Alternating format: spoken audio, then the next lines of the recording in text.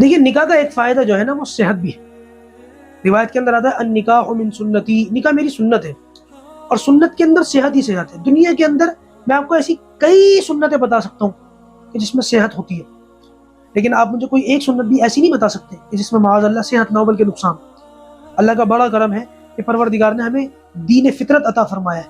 ہم دین پر عمل کرتے ہیں اور انسانی صحت کے لیے اور اس کی جسمانی ساخت کے لیے آٹومیٹک دنیاوی فائدے اس کو حاصل ہو جاتے ہیں. آج مغرب کا حال یہ ہے کہ انہوں نے نکاحوں کو ترک کر دیا. نتیجہ یہ ہوا کہ وہاں پر جو ڈاکیومنٹ ہوتے ہیں ان پر جب ان کو فل کرنے کی باری آتی ہے اس میں باپ کا خانہ ہی نہیں ہوتا. باپ کے نام کا خانہ، اس میں ماں کا نام تو لکھتے ہیں کہ تم کس کی اولاد ہو، ماں کا نام لکھ دیا جاتا ہے، باپ کا وہاں پر نام کا کوئی مسئلہ ہی نہیں ہے. یہی فرق ہے حلال اور حرام میں.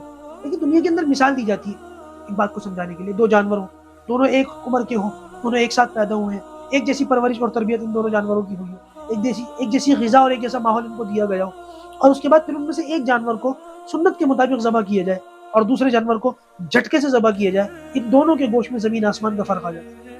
یہی وجہ ہے کہ آج موجودہ دور میں کفار بھی، کافر بھی حلال تلاش کرتے ہیں کیونکہ اس کو معلوم ہے صحت کے لیے یہ مفید ہے.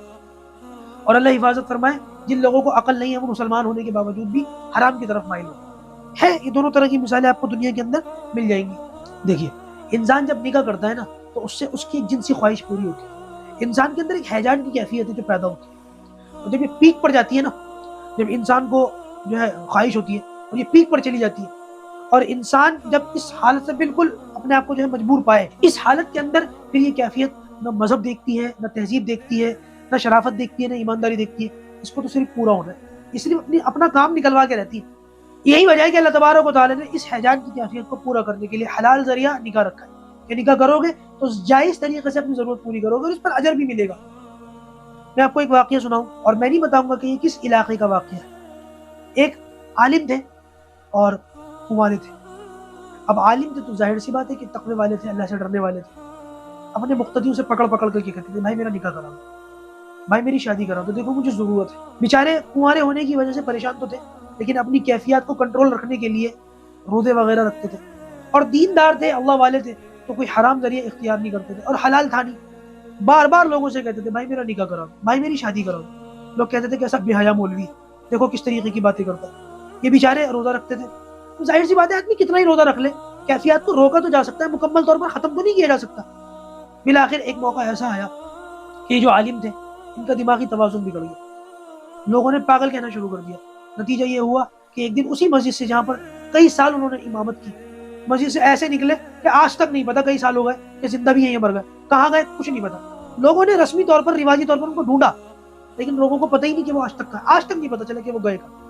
جہاں جس بستی میں علماء کے ساتھ اس طریقے کا رویہ اختیار کیا جائے وہاں اللہ کا عذاب نہیں آئے گا تو کیا آئے گا؟ دیکھیے اللہ کا عذاب ضروری نہیں کہ آسمانی آئے، بعض مرتبہ اللہ تعالیٰ دوسری شکلوں میں بھی عذاب دے دیتے ہیں. مثال کے طور پر جہاں لوگ علماء کے ساتھ، علم کے ساتھ اس طریقے کا رویہ اختیار کرتے ہیں پھر اللہ تعالیٰ ان کی نسلوں میں عالم پیدا نہیں کرتے. یہ بھی ایک طریقے کا اللہ تعالیٰ کا عذاب ہے. ہمیں یہ چاہیے کہ جب اس طریقے کا کوئی معاملہ پیش آیا کرے تو اللہ تعالیٰ سے رو کر کے، گڑ گڑا کر کے دعا کیا کرے اور اپنے بچوں کی جو ضرورت ہے نا، جنسی ضرورت، اس کو سمجھے اور وقت پر ان کے نکاح کرنے کی کوشش کریں تاکہ ان کے ایمان بھی محفوظ رہے اور ہمارے بچے حرام کی طرف جانے سے بھی بچیں. آج ہمارے 80-90%، 95% بچے حرام کا رخ کیوں کر رہے ہیں؟ کیونکہ ہم نے ان کو مجبور کیا، ہم نے ان کے حلال ذریعے کا انتظام نہیں کیا. نتیجہ یہ ہے کہ وہ حرام تک چلے جاتے اور بعض مرتبہ یہ حرام ایمان کے لے جانے تک کا ذریعہ بنتا ہے. آپ جو سنتے ہیں نا سینکڑوں ہزاروں لڑکیاں مرتد ہو کر غیروں کے ساتھ گھر بسا رہی ہیں، اس کی وجہ یہی ہے کہ ان کی جنسی خواہش اس طریقے سے پوری ہوئی تو انہوں نے اسی راستے کو اختیار کر لیا. اللہ تبارک و تعالی ہم سب کے جان مال کی، ایمان کی حفاظت